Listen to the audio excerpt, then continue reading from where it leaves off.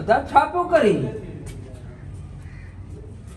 अदा पानी वो गरम कया हाँ? पानी वो गरम कया पानी वेचण जो पानी हिन डब्बे में थी हिन दॿे में ही ते ऑयल जो डब्बो आ।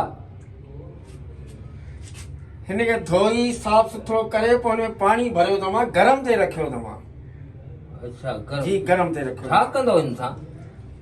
वेचंदसि गरम पानी सां गरम पानी सां थोरो वरी थधो मिलाइबो गरम नीम गरम थधो मिलाइबो। थोरो थधो मिलाइबो सियारो लॻो पियो आहे न रोज़ वेंदंदा आहियो? हिकु न ॿिए ॾींहुं वेचंदो आहियां सी लॻा पिया आहिनि लॻो कोन था वेंजो था पहिरीं तव्हां वेचंदा आहियो ठलो मुंहुं धोयो मूंखे ख़बर आहे हिकिड़ो तूं घर में घिड़ियो अची पाड़ेसरी न हुजे या ॿियो कहिड़ो हुजे हा त लाइ चमाटूं हणां हिकिड़ो पाड़ेसरी दोस्त भाउ थी वियो इन करे आउं तुंहिंजो माना केते गरम केते कयो पिया?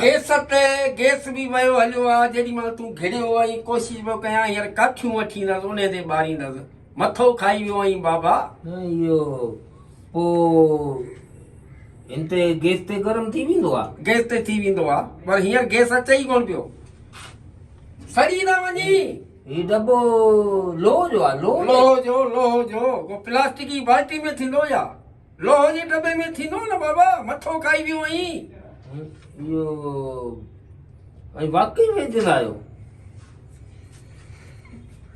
मूंखे कावड़ बि अचे अञा वेतो बि कोन आहियां तव्हां हींअर घणा ॾींहं थी विया अथव वेंदे? ॿ ॾींहं थिया आहिनि धप पई अचे तव्हां मां तव्हां वेंदा कोन अरे बाबा इहा धप तो मां बि अचे मूंखे बि तूं वेझो अची धप तो मां बि अचे अञा किना भेणा अलाए कहिड़ो वक़्तु मूंखे आयो आई वाकई वेंदा आहियो हिन सां? हिन सां वेचंदा आहियूं गरम पाणी सां सड़ी वेंदा? थधो पाणी मिलाईंदसि मिलावट करे मिलावट में तव्हांखे ख़बर आहे जिस्म ते हिन करे त धप अचे पई मिलावट जो पाणी तव्हां वेंदा आहियो तोहफ़ा।